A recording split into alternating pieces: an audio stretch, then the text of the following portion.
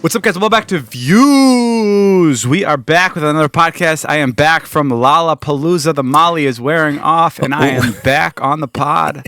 A little sadder than normal. No, I'm kidding. Didn't do Molly. Didn't even really go. Well, I didn't go to the festival at all. You didn't? No. So what is the point of going? Everyone asks me, why are you going to Lollapalooza? But and then I thought about you, and I was like, well, I don't even think he goes to the festival. What's the point of going? We had to do. Well, we launched Waivers. Oh, Waivers, right? You did Waivers. We launched our chips in 130 locations in It's Sugar. Incredible. So we did a little pop up at It's Sugar. It went great. It's Sugar is the restaurant, or it's the candy store? It's the candy store. Okay, got it. Yeah. And it was really cool because I was like, it's the first time I haven't promoted anything. Yeah. And I just kind of showed up. I felt like a rock star. Oh, great. Chicago's your hometown. Because there was people already there. Yeah, Do you know what I mean? Yeah. It was like a David event, but I didn't put it on my Insta story. And we sold out the tickets or whatever. So I was like, fuck yeah. It's great. It felt really cool. People were really nice. The launch went great. Go get our new chips at All That Sugars. I saw an Instagram video of you at Waivers, and you got behind the DJ booth and you took your right hand, and there was just one moment that you were just you kind of just pushed it forward like you were shooting a basket. I wasn't sure what you were doing. I don't know if you know what I mean. No, I was really embarrassed. They made me do a little speech. Yeah. And the CEO of It Sugar was there. Yeah. And I was telling my Waivers team, I was like, listen, no one wants a speech during a party. And I was really scared that the CEO wouldn't understand that. Yeah. And the CEO comes up to me and goes, I'm gonna keep this shit really short. And I was like, fuck yeah. Great. And he killed it. It was he said 10 words, and I was like, this is fucking incredible. And then I said 3 more words, and it was back to the regular scheduled programming. So he was incredible. The team was amazing. It went great.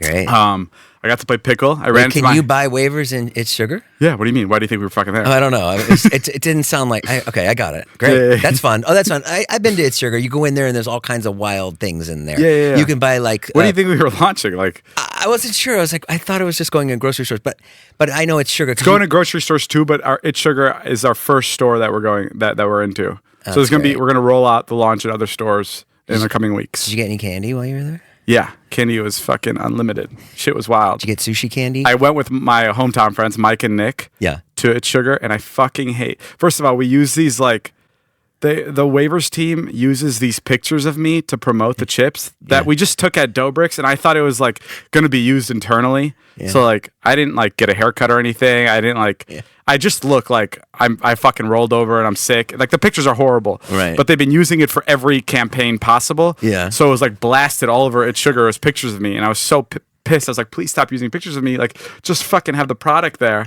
And Mike and Nick went around. They knew that I hated it. Mike and Nick, while I was taking photos of everybody, went around and took pictures with every version of me all around the store. There was even a photo of me where my face was removed, and you could put your head into my fucking body. Right. So that was a lot. But other than that, everything went well. And then what would you do? Just go back to the hotel and chill? Yeah. Did you go to dinner?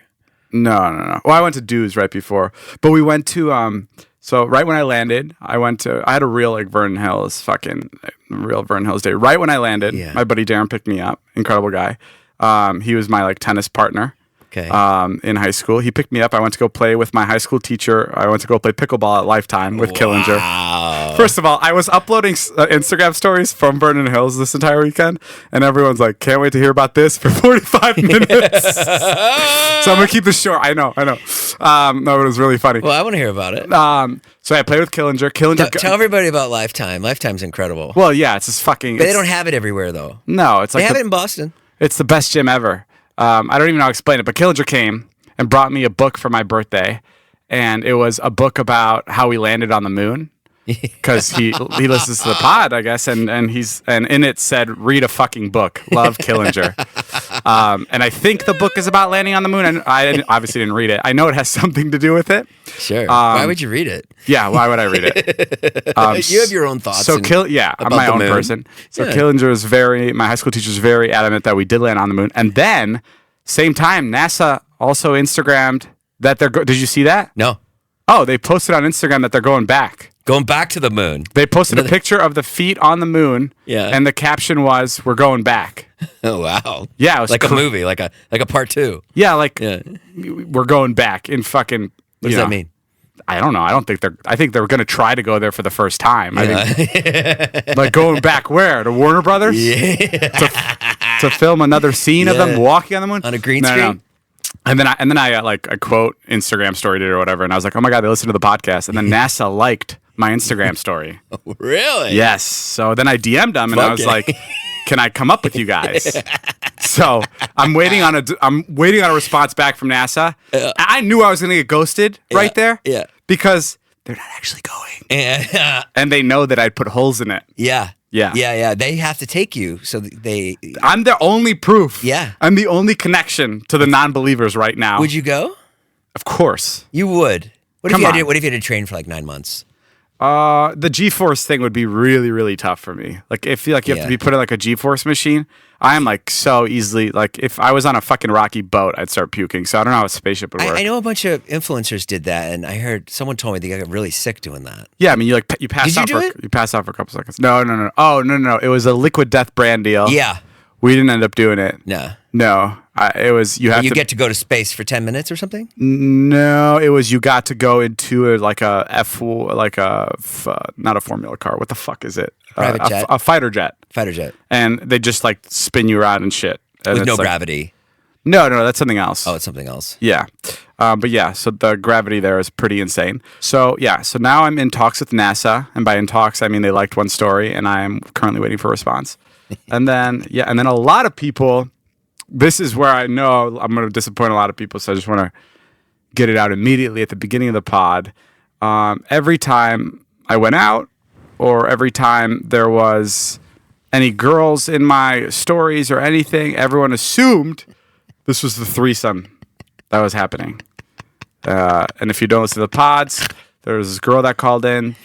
Basically, how do I explain it? She offered a trouble with you. Yeah, she offered to have a trouble, threesome, whatever, when I got to Chicago. Turns out she was from Lincolnshire, which is the town over from mine. Yeah. So it was very easy. Also, I went to Liquid Fusion in Lincolnshire, which is my favorite. I haven't been there. I haven't been there in 3 years. Yeah. And I'm like ready to order. I'm like, I don't remember my order because I haven't been there in so long. Yeah. And I was just like staring at the menu, and the guy behind the counter goes, blueberry peach, strawberry, extra tapioca. And I go, shut the fuck up. Wow. Yeah, I was like, no way. And he goes, of course, dude. Of course I remember. And I'm like, that's fucking incredible.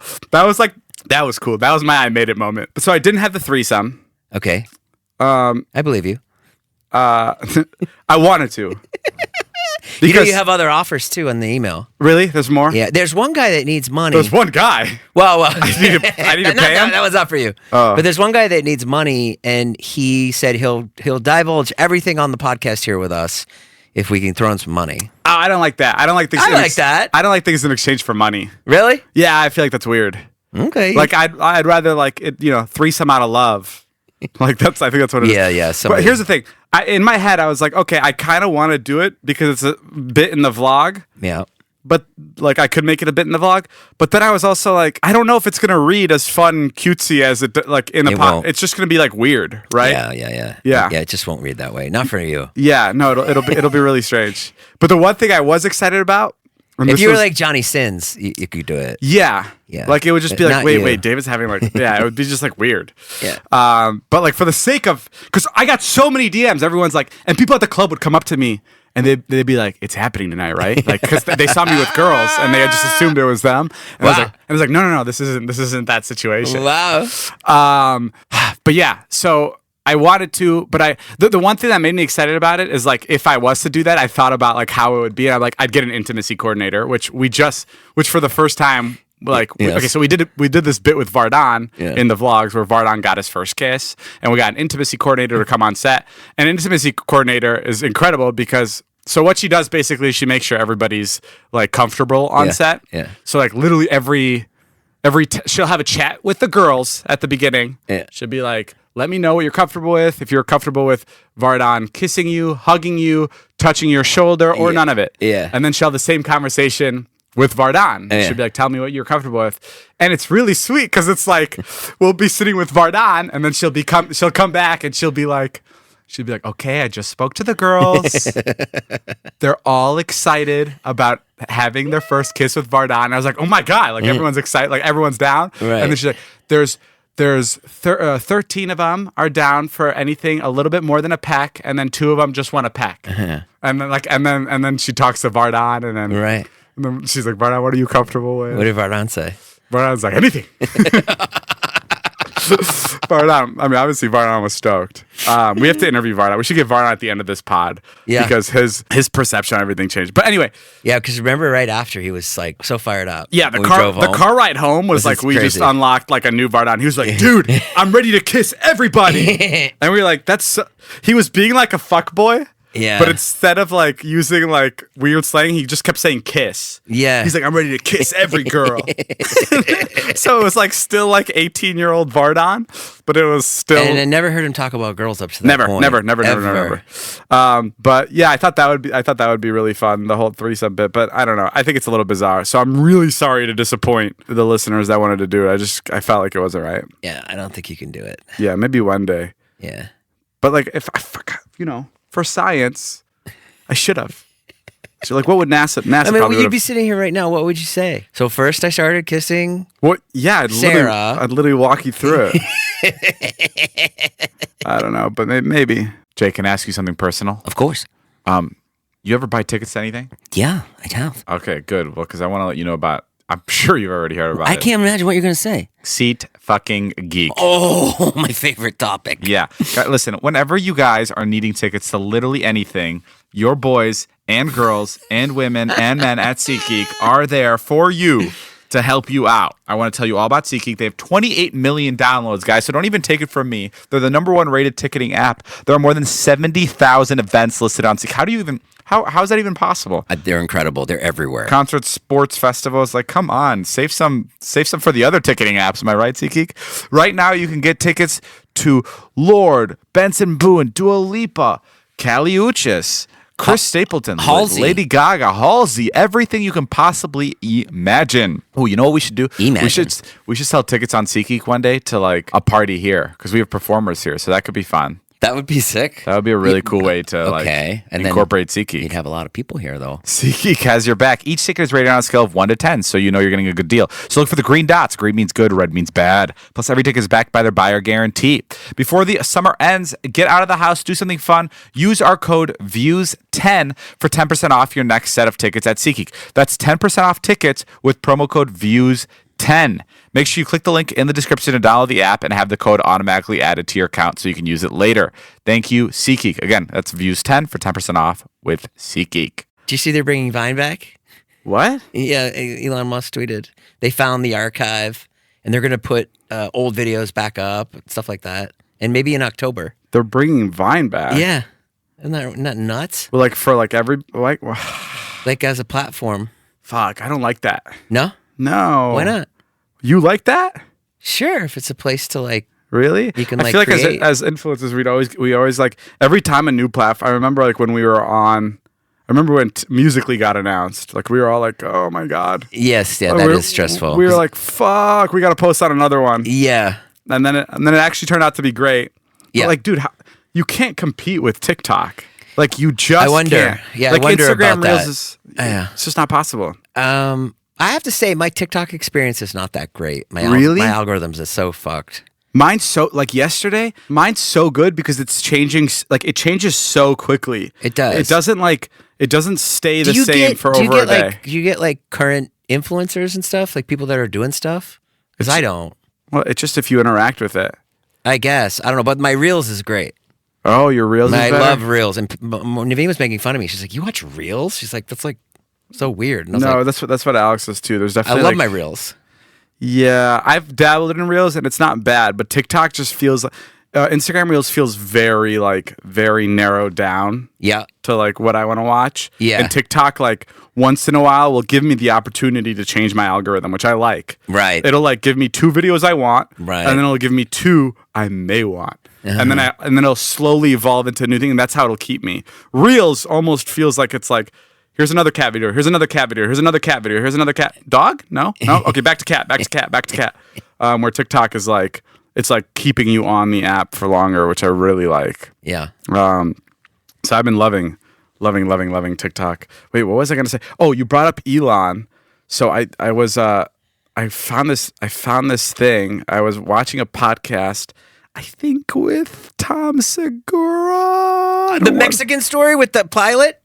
No. The guy that lost focus? The guy that the aliens talked through him? Yeah. Oh, go ahead. Yeah. I didn't love that one. Would you believe it? Yeah.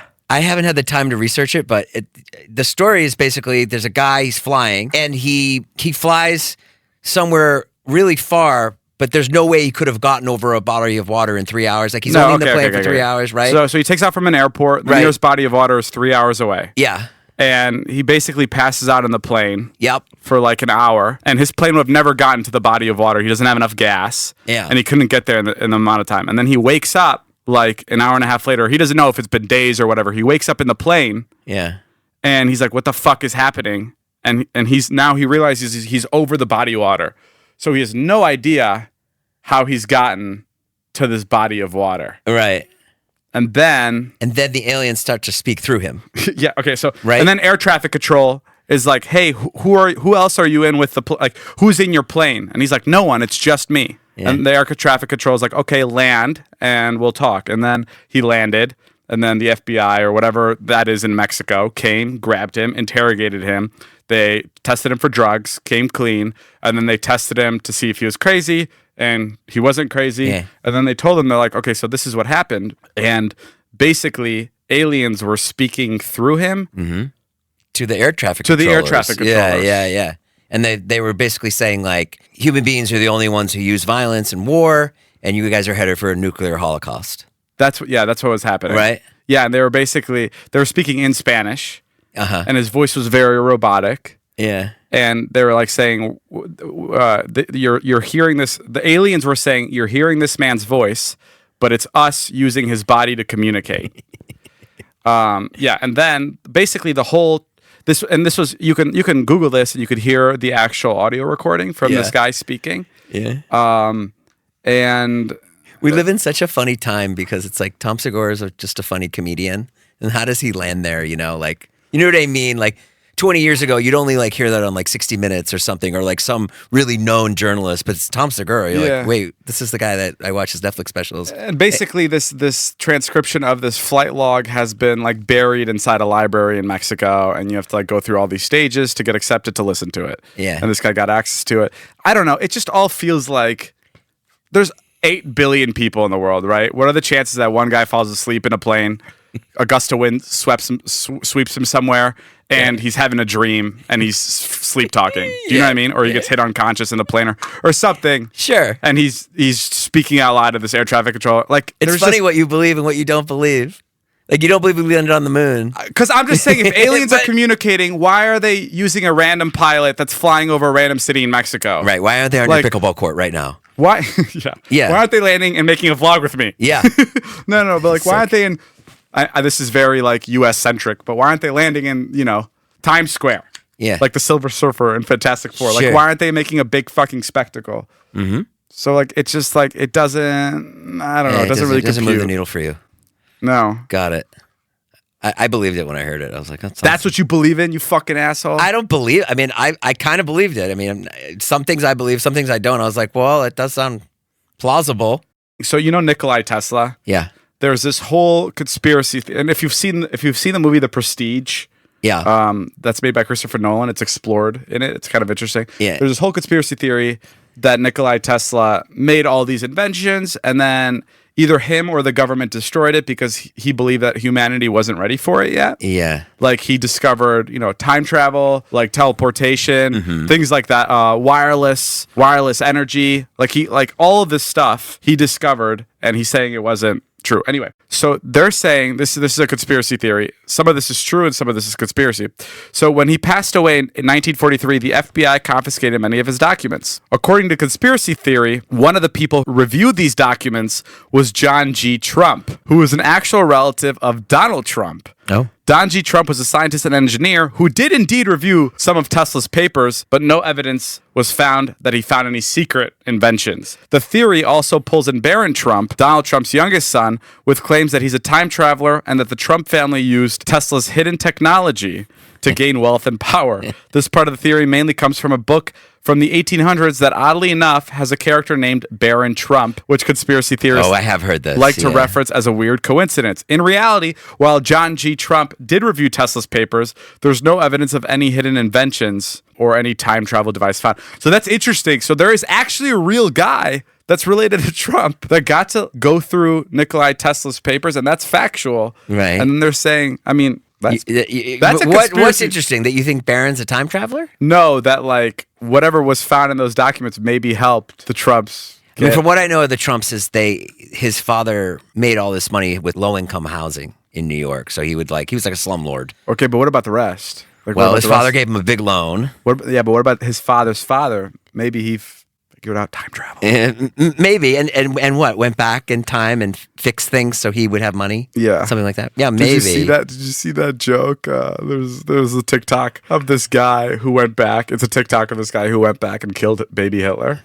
I saw that. So funny. I don't know why no one thought of that, but it's good. I forgot the joke, but I remember loving it. Yeah, it's what was it? Like he's on a job interview. He's on a job interview, and and in the interview is written that he killed this baby. Yeah. But no one knows who Hitler is because he killed him. Right.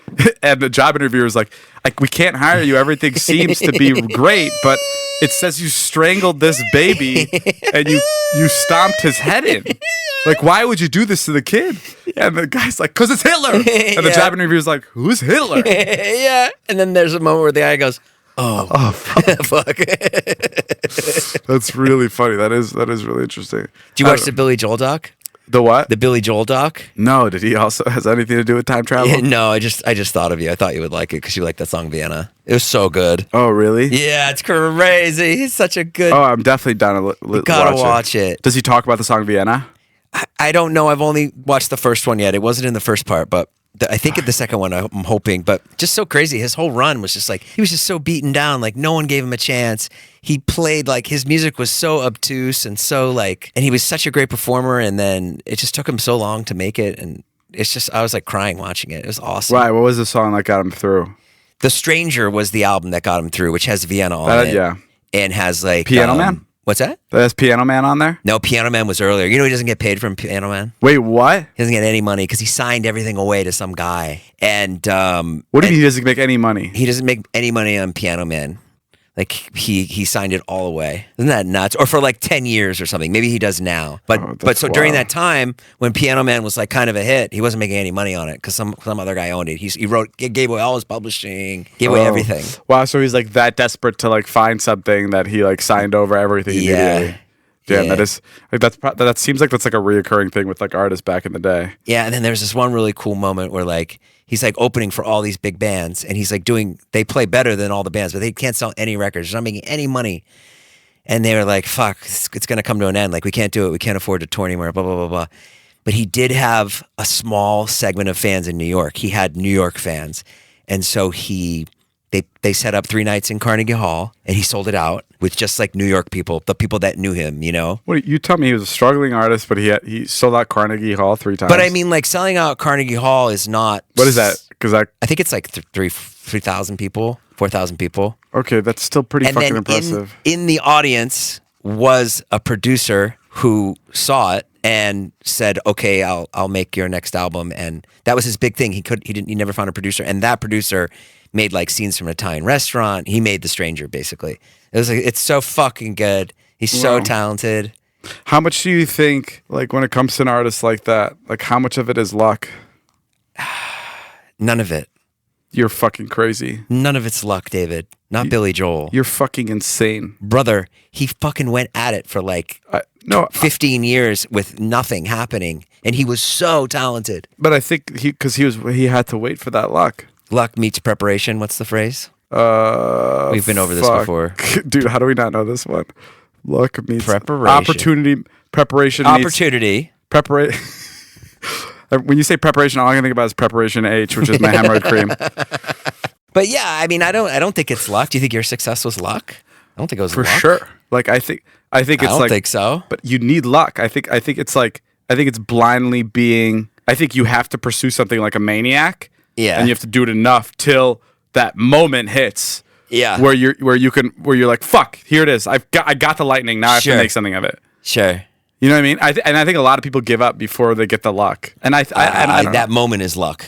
Yes. Yeah. But yes, I think there's still talent. Like that's why it's like when you listen to like, it's just, I don't know. It's really hard to give advice to somebody for anything, like even if they want to be an artist or if they want to be a YouTuber or they want to be an actor, because it's like it's all so different. I think the only advice is like you just gotta like blindly. It's almost like you should even be asking for advice. Yeah, like it almost feels like if you need advice, you already don't want it bad enough. Like it should be like you can't, like you don't give a fuck. You don't give a fuck if like you're homeless for the next 20 years. I had some guys over at my house today that they helped me film skits, and they're like, one's like 21, one's 24, and they're really good. They're really great guys, and they're very funny. And they were asking me about you. They were like, yo, man. He's like, I was like watching David's videos. He's like, and I'm 21 right now, and I'm like, he was like 19 when he was doing all that, and I was like, yeah, and I was like, I'd never seen anybody be so just into what he was doing, and I'm like, he was like. Well, that was because I literally was fortunate enough to like run into luck. And that was like. Well, no. Yeah. I mean, well, you were lucky because you. Vine. Dude, Vine was. You weren't making any money off Vine? It was my ticket to like everything. I moved to Los Angeles, the city of lights, with like. Because of Vine. With like an actual like. That's fair. In my head, a valid reason. And that was so fucking lucky. Yeah. And that was all because of like the people. Yeah, I mean, I was. And then you got to meet Zane and Heath and be friends with them, and that helped you. Yeah, I got to meet like a great group of friends. Scott, yeah. And like, yeah, and it's like brick by brick. Yeah. And then I think the luck, I think there's always luck there, like as you're making the videos. But then I think you start making your own luck. Like then I think it's like you're just working at it so hard. Yeah. Where you're finally given the opportunity and things start coming to you because you start like forming your own gravity. Yeah. But like I've said this on the podcast a million times, but like every time my parents were like, you got to work hard. I'd be like, what the fuck does that mean? Like, how do you work hard? And then the second I got Vine, I was like, I gotta go. Yeah. I gotta go to LA. Why do you think King that Batch is in LA. Where do you think you got that internal motor? Because I see it with Wyatt. I'm really impressed with Wyatt, and you had the same thing. But when I was 19, I wasn't like that. Well, what do you mean internal motor? The internal, like what you just said. I gotta go. I gotta see what King Batch is doing. Well, because I mean, you just like you want something so bad, right? Why did you want it so obvious? Why? Because I loved it. Like I loved movies. You wanted to entertain. Yeah, I loved movies. I loved making people laugh. Yeah. There's literally nothing. Like there's nothing more than I loved. Like I could not care for any schoolwork. I just like I would have also been fine in like a regular job. Yeah. But I know I wouldn't have worked. Like you think you would have made it? You think you would have made it in a regular job? Well, I've always had this mindset that like whatever job I had, I would not work at it. Like I'd be like, okay, like if I don't make it in LA, I'm gonna find the best in any kind of job. Like what? Like I was ready to be an Uber driver because this is when Uber like kind of first started to kick off. I was like, and I was damn sure gonna be an annoying Uber driver and like talk everyone's ear off. But like even when I was a waiter at the retirement home, I loved it because like I got to make the people laugh that I was serving and like. I don't know how it came off. I don't know if that was just me having fun and they were annoyed or what, but like I was having such a good time. Was there a moment where you said to yourself, I'm gonna do this. I'm gonna make people laugh. I'm gonna be an entertainer or YouTuber. Was there? Yeah, but like I'd always say it in my own head, like because I didn't want to jinx it. Well, sure, you didn't have to say it out loud, but I mean, did you say it to yourself? Like for me, I used to watch sports broadcasters, and I would be like, I'm gonna do that. Like I'm gonna do that when I grow up. That's all I want to do is like. And then unfortunately, I didn't like sports anymore. But I remember watching SportsCenter. When SportsCenter came out, I was like, oh my God, these guys are funny and they're doing sports. I can't believe these two worlds are coming together. Kind of. Well, all I can think about is the three shooting stars I saw in Ohio.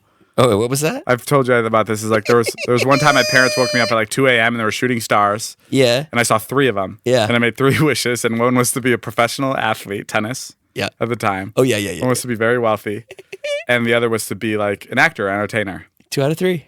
No, I'm pretty good at pickleball. No. But like, yeah. So I guess in that way, I was like. Did you watch Saturday Night Live? And go like, oh, I'm gonna be on Saturday Night Live. I watched Lonely Island a lot. Like I watched Lonely Island, like the skits and stuff. Yeah. But like, if I could still be anything, the one thing that I'm like so connected to is like musicians. I know what you mean. Because it's fun to like make funny stuff that you find funny. Yeah. But it's also funnier to do another thing and then also make funny stuff on top of it. Do you know what I mean? Yeah. Like the coolest is to be a rock star. Yeah. But then you're funny. Like that's fucking sick. Like who? Like that combination. Who's funny in a rock star? I don't know. What's like? I'm trying to find like. Tyler the Creator is funny. Oh, Tyler the Creator is really funny. Like I love that. Mac DeMarco, he's funny. Don't know who Mac DeMarco is. He's like a guitarist. But I love the combination of two, and I just like I don't know. I love when tennis players are funny too. Who's funny tennis player? Like Andy Murray's like really dry. He's funny?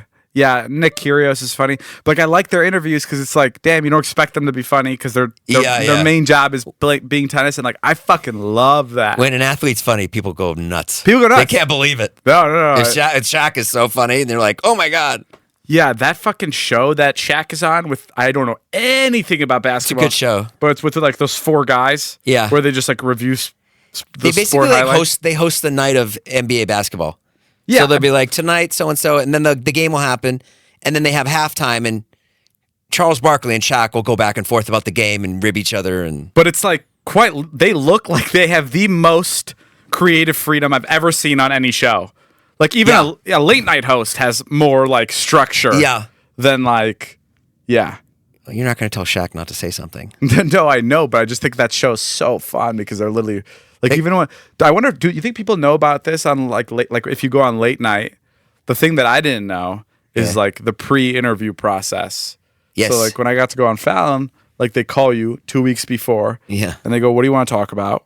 Yeah. And then they prep you with all the questions, which is nice. So you're kind of ready. So like a lot of times if a comedian's going into a bit, they'll be like, "Okay, how do you want Jimmy to get you into this bit?" And then Jimmy will be like, so you adopted a dog recently, Donald, huh? I hear you adopted a dog." And then the comedian will go, "Let me tell you about fucking adopting a dog." And the audience will be like, here we go. Yeah. You were on an airplane recently, weren't you? Yeah, which is really cool. Like imagine if we had that kind of structure for the pod. Like if we just were fucking teed up like that. I think it's so cool. But that's gone away. There used to be a show that Byron Allen would host, and that's all he would do. He would just set people up.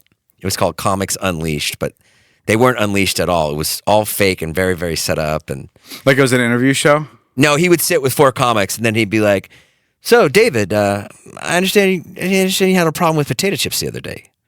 And then you'd go into this really detailed bit about potato chips that you'd worked on for years and years in the clubs. And it would get laughs. Yeah. And then he'd be like, "So, Brad, you don't like to wear socks?" That's really Stuff funny. like that.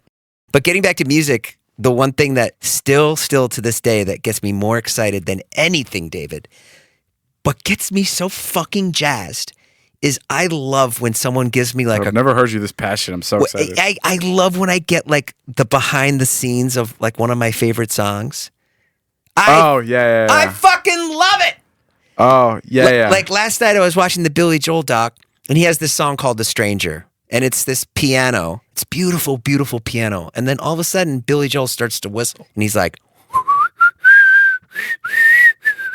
And it's just like this whistling over piano. And I said to Naveen a couple days ago, I go, "This guy's fucking unbelievable. Like, who would whistle over piano? Who would whistle?" I said it to her. And she's just like, she doesn't care about Billy Joel at all. I'm going on and on about Billy Joel. So we were watching the doc last night, and it fucking lands on Billy Joel. And he goes, "Well, on The Stranger..." Oh, you've said it before you even saw that. I said it before I said it. He goes, "Well, on The Stranger, the whistling wasn't my idea." He goes, "That was Phil Ramone's idea." He goes, "I was sitting there, I was doing my thing, and I was, kind of practicing, and I start whistling. So then I go to Phil. I go, "So what kind of instrument should we use for the whistling?" And Phil says, "We're going to use your whistling." He goes, "You?" He goes, "We're just going to let you whistle." And I was like, "Ah!" Oh, that's crazy. So I was like, I fucking love that shit. That's really funny. Or like the Kanye doc is great like that. Did you see where Arnold Schwarzenegger was talking about his famous line? No. He was talking about... What's his famous line? "I'll be back." Oh, yeah. In the Terminator. Oh, I love that too. So... Well, how do you get that? Well, who was the director James of the Terminator? Cameron. Was it James Cameron? I think so. So an interviewer was asking Arnold Schwarzenegger, and they were like, "So did you come up with the line, 'I'll be back'?" And he goes, "No." He goes, "I hated it." he goes, "I told James I want to," and he told us, "I told James," I'm so bad at accents. I told James that I want to say, 'I will be back,' because it sounded more robotic." And then James said to me, "Are you the writer?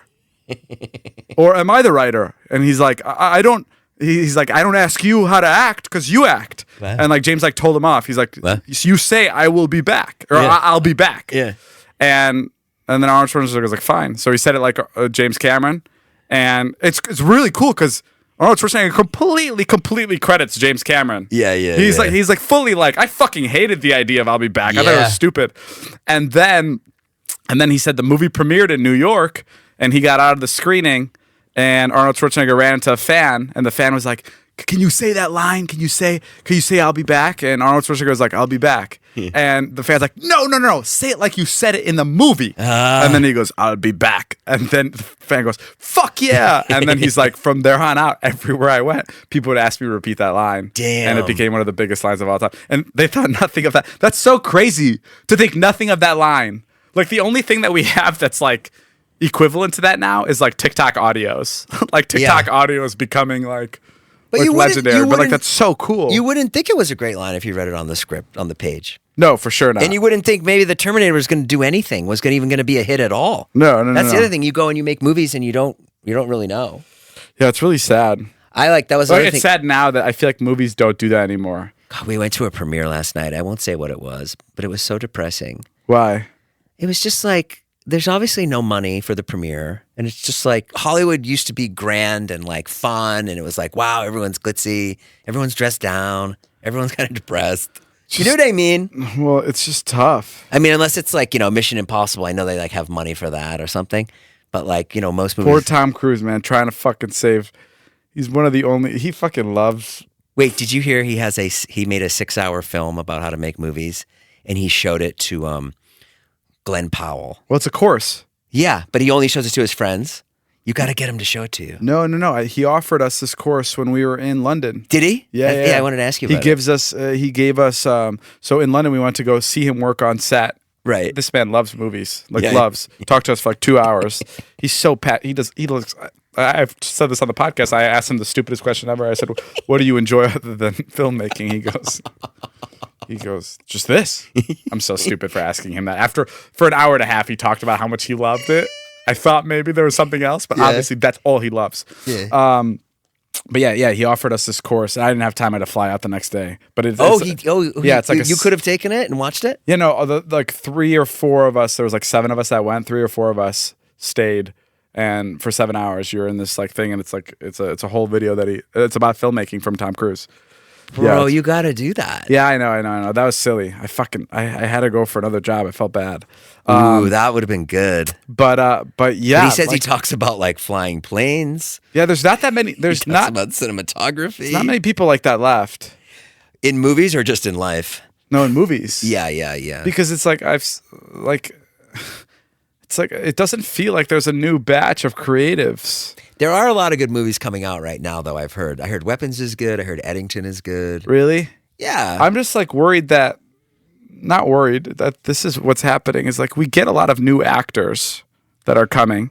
Like there's a new wave of actors. I see Sure. them. But like you don't get like the new creative minds. At least I don't see them because I think everyone is like, well, why make a screenplay when I can fucking make a TikTok about the one specific joke I want, or like a full channel, or like a YouTube series, or like I know it sounds silly, but like there's some of the funniest people are making TikToks, and it's not, and like I genuinely think if TikTok was not around, there would be a lot of new movies being made that would be incredibly funny, but like a lot of funny people.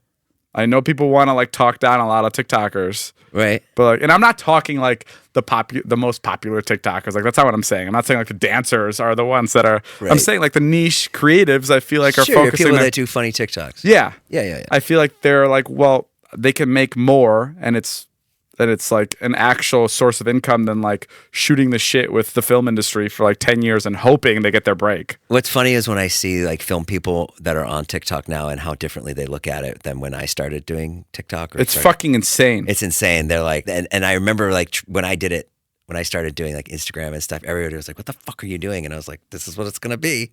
No, I know. And it's the only thing I was ever right about. Oh, I know what I'm going to ask you. What? How are you doing after Ilya left? Well, Ilya officially moved out last night. That's so sad. Yeah, so I was in Illinois, and his parents let me borrow their car for when I'm in Illinois, so I got to see him for a little bit. And I was like, so what do you think about Ilya moving out and like getting his own place? And his dad and his mom, I shit you not, were like, it's so fucking stupid. They're like, why is he doing this? It makes no sense. And I'm like, thank you. And his mom's like, if you guys got into a fight, that would make sense. But yeah. And I'm like, totally. And his dad's like, why is he paying for rent $4,000 somewhere when it could, like, it really doesn't make sense. It's a very Ilya way of looking at it. He just wants his own place. Let's for a second, let's put ourselves in Ilya's shoes. Let's put it, because he's not here to defend himself. What could it be? Well, he just wants his own place. Yeah. He wants to be his own person. Wants to be his own person. Yeah. And there's nothing wrong with that. No, nothing wrong with it. But it's just like, yeah. But it felt, when I came in today, it felt a little empty here. I was like, oh. Really? He's been working here all day. And I literally was like, dude, I thought you were leaving. Oh, he's still here? Oh, yeah, that's good. So he's here a lot. No, I think he's going to be here more. Oh, good. Yeah, I think, and I'm excited now because I think he'll like, when he's here, he'll be hanging out and he won't be like working. Right. Which is good. Right. And he's saying he's going to have Taco Tuesday every night, which is going to be nice. So we're going to go. Taco Tuesday every Tuesday. We're going to go to his apartment. Okay. Yeah, it was really funny. We went to go visit his apartment and Jason was like, he hasn't signed the lease yet, right? And I'm like, no. I was lying to Jason because I wanted Jason. I knew Jason saw the apartment. It's not in the best place. The apartment's nice. The apartment's nice, but the specific street is on. Yeah. Is like, even some guy in the elevator was like, tell your friend to be careful. Yes, like someone did. So I got a little spooked because I was in the elevator and I was grilling him. I was like, what's this place like? And I know Jason's not close enough to Ilya to like fucking say whatever he wants. So I lied to Jason. I was like, no, he hasn't signed the lease. You're totally good. So then we got into the apartment and Jason's like, yeah, Ilya, I wouldn't do this. This is really dangerous. This place is really dangerous. There's people in the elevator. They told me that like to watch your back. It's just not good. And Jason's like, but you haven't signed the lease, right? So you're okay. And Ilya's like, no, I signed it for a year. And then Jason's like, Dave, I feel like a fucking dick. And I was just laughing. No, he doesn't mind. I asked him, I was like, what are the chances that you'll move back? And he's like, there's probably a good chance. Yeah. So like, yeah. It's only a year. I think he should definitely try it. I'm like totally. I used to be like, don't move, Ilya, but like I'm totally for it now. I think it's time for him to. And what would happen if John moved out right now? Would you lose your shit? I'd lose my shit. I don't know. I also see adulthood. Like, okay, so I know this guy. Yeah. Who's like worth a serious B, like $1 billion. Okay. And is gonna be worth more when he sells his company. And he has a wife and kids. Yeah. Divorced now. Yeah. And lives with 3 of his best friends. Right. Guy friends. Right. In a fucking mansion. Are they over 40? Yeah. He's like okay. 55. Okay. 55. Yeah, and it's like a $80 million home. It's fucking gorgeous. And he's like, I am living the best life possible. He's like, I'm just with my best friends, and I think society. It does sound good. I think society puts like very specific rules on like, and this just does sound like I'm trying to get Ilya, like I'm trying to win him back. Yeah. But I think society puts like weird pressures on like getting your own place, being your own adult. Yeah. But like, I'm just like, what's the point? Like, I'm here. I'll pay for the rent. I'll pay for the mortgage. Let's go. Let's hang out. Right. Let's do it. We're doing it. You guys have helped me get here, so I'm gonna help you pay for the mortgage. Let's just fucking hang out. We're already here. We've arrived. If right now Alex and John moved out, what would you do? Not because of any fight, just because like. John and Julie want to get their own place, and let's say Alex got a girlfriend. Let's say Alex had to move back home. Well, first of all, I think I'd find new roommates. Oh, you would? You'd move new people in. I have like a couple people that have hit me that want to move in that like I'm close enough to that I'm like considering. Yeah. But I think I would like narrow down my girlfriend choice or search a little bit harder, and maybe what? Like look for a girlfriend even quicker. Oh. Yeah, and then like so that would put the fire under you to get a girlfriend, and maybe downsize. It was really funny the other day. When I had my birthday, I had it was Noah Beck and this friend of mine who's an actress. I like Noah. I love Noah. She brought her friend over, and her friend is like, like I know this girl that's an actress. Like I know her like I know somebody that you know in high school, right? Like you just see him from time to time. Sure. And her friend, who she brought to the party, she's like, David, I just want to say I'm like a big time pervert. And no one her look at me like, what? It was so funny. And she said it so confidently. She's like, I'm a big time. And There's no like explanation behind it. She just like said it like no one, the other girl would completely understand, and Noah looked at me like, what? And I'm like, it's what we call our audience. And then he goes, what? And I go, I had to tell the girls, like, don't say that. Don't say that. Like, we're called the Cucumbers now, by the way, guys. We've changed I don't think you're going to lose Perverts. Perverts was season 1. All right, guys, that's all the time we have for today. Thank you guys for listening. Yeah. Thank you for everybody that contributed. Yeah, Natalie has pneumonia. That's why she wasn't here. What? Yeah, I know. I didn't want to say it. Oh, okay. Oh, you want to tell people? No. She's going to be so embarrassed. Why? No, I'm kidding. Natalie's pneumonia. Yeah. And it's fucked up. It's fucked up. Bro, you've been riding her too hard. Ew. That came out wrong. You know what I mean? You guys have been going too hard. I have not been riding her. Well, I don't know what you guys do in your private life, but no, you guys have been just, I mean, of course she has pneumonia. Maybe she'll be back for the next one if we allow it. We'll see. Right. We don't want to get sick. I kind of want to keep my distance from her for a little bit. But all right, we'll see you guys later. Bye.